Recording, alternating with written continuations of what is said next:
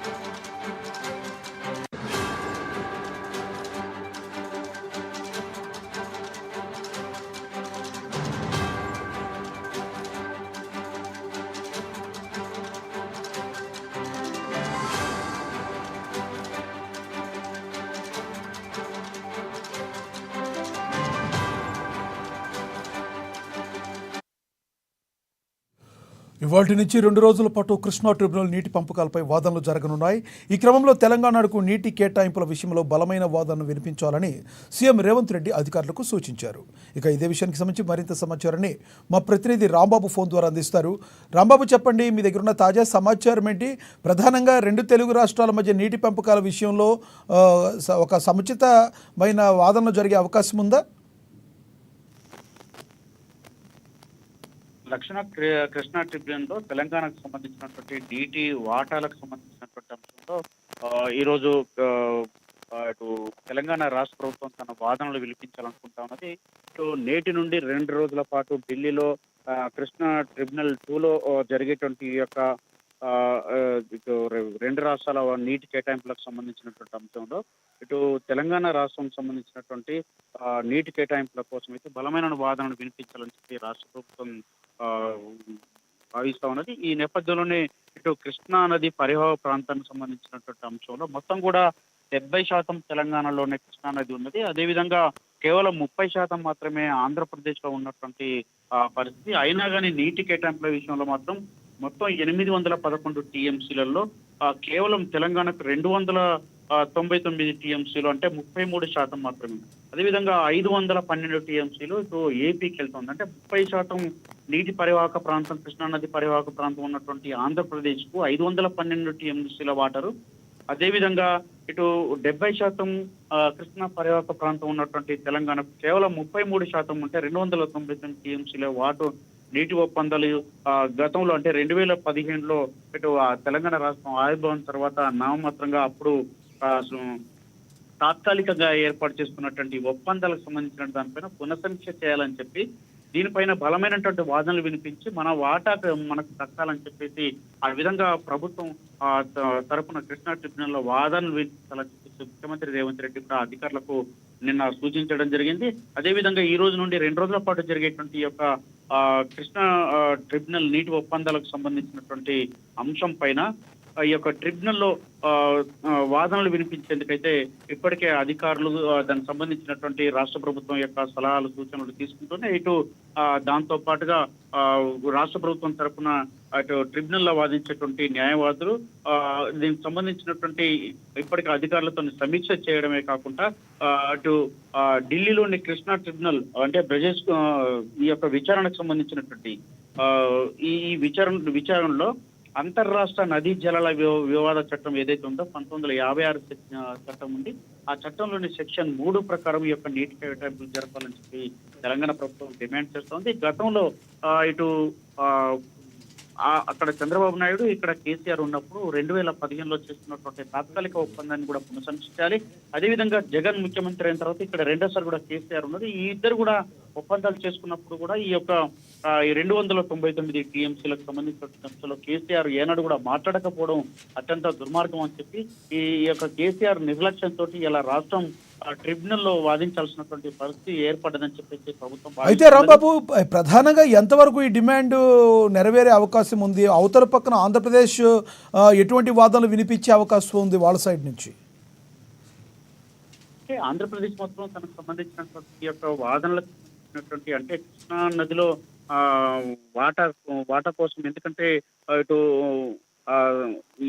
ఈ యొక్క సాగర్ అంటే కృష్ణానది పైన ఉన్నటువంటి ఈ యొక్క ఏ ప్రాజెక్టులు అయినా కానీ ఇటు కింద పరివాహక ప్రాంతం ఆంధ్రప్రదేశ్ వస్తుంది కాబట్టి అక్కడి నుండి బయటికి వెళ్ళి సముద్రంలోకి కలిసేటువంటి అవకాశం ఉంటుంది. కాబట్టి 30% పరివాహక ప్రాంతం ఉన్నటువంటి కృష్ణా పైన వివిధ ప్రాజెక్టులను కృష్ణా రివర్ మేనేజ్మెంట్ బోర్డు ఆధ్వర్యంలో ఇప్పటికే దాని నిర్వహణ జరుగుతూ ఉన్నది. దానికి సంబంధించినటువంటి వివిధ ప్రాజెక్టులు ఉన్నాయి. ఈ ప్రాజెక్టులకు సంబంధించినటువంటి అంశంలో కూడా మొత్తం కేఆర్ఎంబి పరిధిలో రావాలి. అవి వాటిని నిర్వహణ కూడా తెలంగాణకు మొత్తం నిర్వహణ బాధ్యత మాకేయాలని చెప్పేసి తెలంగాణ కోరుతా ఉంది. కానీ ఈ యొక్క ఇప్పటికే పునర్విభజన తర్వాత ఏర్పడ్డట్టు చేసుకున్నటువంటి ఒప్పందం ఉన్నది. ఆ ఒప్పందం ప్రకారమే మాకు కేటాయింపులు ఉండాలి. ఇటు 512 టీఎంసీలు గతంలో ఒప్పందం చేసుకున్నాం కాబట్టి ఈ ఒప్పందం మేరకు ఏ, పరివాహక ప్రాంతం ఇటు తెలంగాణ నుంచి ఆంధ్రప్రదేశ్కు ఈ వాటర్ వచ్చేటువంటి అవకాశం వస్తూ ఉంది కాబట్టి అక్కడ మాకు ఎక్కువ నీటి కేటాయింపులు కావాల్సిందని చెప్పేసి మా ప్రాంతం నుండే చివరికి సముద్రంలోకి వెళ్తుంది కాబట్టి అక్కడ నీటి కేటాయింపులు మాకు ఎక్కువ కావాలని చెప్పేసి వాళ్ళు కోరుతున్నారు. కానీ వాస్తవంగా పరివాహక ప్రాంతం మొత్తం కూడా తెలంగాణలో ఉంది కాబట్టి తెలంగాణకు పెద్ద ఎత్తున అన్యాయం జరిగేటువంటి అవకాశం ఉంది కాబట్టి ఈ విధంగా అన్యాయం జరగకుండా ఉండాలని చెప్పేసి ఇప్పటికే రాష్ట్ర ప్రభుత్వం భావిస్తా ఉన్నది, వాదిస్తా ఉన్నది. మరొక వైపు ఈ నెల 21న కూడా హైదరాబాద్ లో ఈ కేఆర్ఎంబి పైన మరొకసారి కూడా భేటీ అయ్యేటువంటి అవకాశం ఉంది. ఈ భేటీలో ప్రధానంగా ప్రాజెక్టు నిర్వహణకు సంబంధించినటువంటి అంశం, నీటి పంపకాలకు సంబంధించినటువంటి అంశం, దాంతో పాటుగా 2025-26కు సంబంధించినటువంటి ఈ నిర్వహణ బడ్జెట్ కు సంబంధించినటువంటి అంశం పైన కూడా చర్చించాలని చెప్పి భావిస్తున్నారు. కానీ ఈలోపే ఇవాళ రేపు 2 రోజుల పాటు ఈ యొక్క కృష్ణా ట్రిబ్యునల్ 2లో దీనిపైన ఇటు నీటి వాటా కేటాయింపులకు సంబంధించినటువంటి విచారణలో ఇటు తమ వాదనను గట్టిగా 2 ప్రభుత్వాలు వినిపించాలని చెప్పి భావిస్తున్నా. తెలంగాణ మాత్రం తీవ్రమైనటువంటి అన్యాయం జరుగుతుంది కాబట్టి ఈ అన్యాయాన్ని అడ్డుకొని తీరాల్సిందని చెప్పి అధికారులు భావిస్తున్నారు. ప్రభుత్వం అయితే ఎంతవరకైనా సిద్ధమే. అంతర్రాష్ట్ర ఇటు ఒప్పందం ప్రకారం ఈ నీటి ఏదైతే చట్టాలు ఉన్నాయో ఈ చట్టాల ప్రకారంగా జల వివాదాల చట్టం ప్రకారంగా ముందుకెళ్లాలని చెప్పి గతంలో వివిధ రాష్ట్రాలకు సంబంధించిన పరిష్కరించుకున్నటువంటి అంశాలను కూడా పరిగణలోకి తీసుకోవాలని చెప్పి ఆ విధంగానే ముందుకెళ్ళాలి. నీటి కేటాయింపులకు ఎక్కడ తగ్గేది లేదు, తల వంచేది లేదు, ఎంతవరకైనా సిద్ధమని చెప్పి రేవంత్ సర్కార్ అయితే స్పష్టం చేస్తా ఉన్నది. Thank you Rambabu.